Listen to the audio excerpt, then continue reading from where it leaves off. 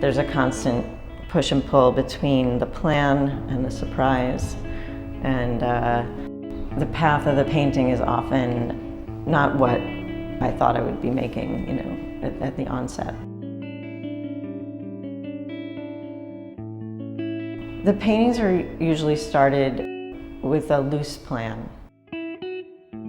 There's an idea of a type of painting or a motif or a vision even in my head that I'm going for, but that is very quickly discarded for the path of the painting or a more process-driven approach to making work. I'm always thinking about starting with color. That color is a big motivator for me. Color combinations, color groupings, or one color are very motivating to me, and I get very excited about seeing certain things in color. But the truth is, it really does start when I prep the canvas, specifically for the paintings. They have a surface application that, because I prefer the raw canvas color to a white gessoed surface, they're coated in a clear coating that is troweled on like plaster. And when I begin that way, it has a texture, and I start to see things in that coating, in that it has a plaster-like modulated surface. So right from the very beginning, the blank canvas is speaking back with some imagery often, and that's when I really decide what kind of painting I'm going to make, because even if I had a plan before that, something that I'm seeing in that coating might redirect me. The sculptures came about because of a show that is actually happening this coming fall.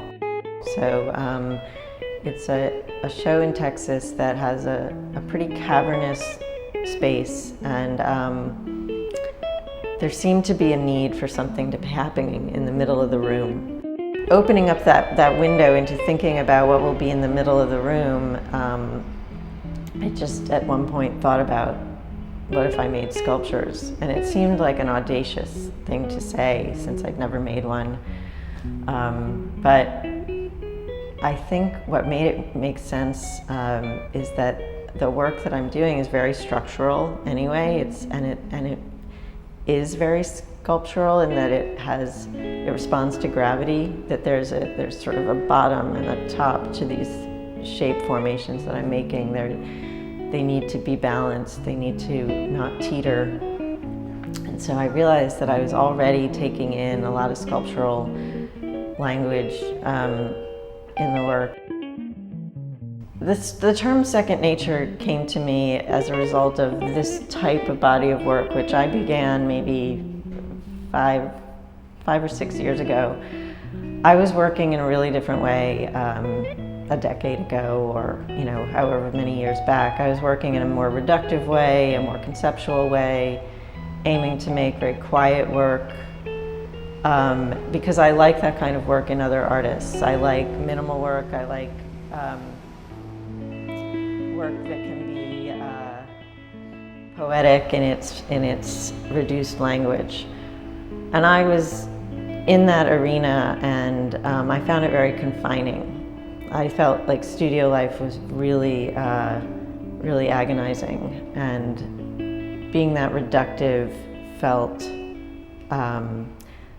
like a prison to me, of not having the sort of the freedom to move around in a way that was maybe more my nature.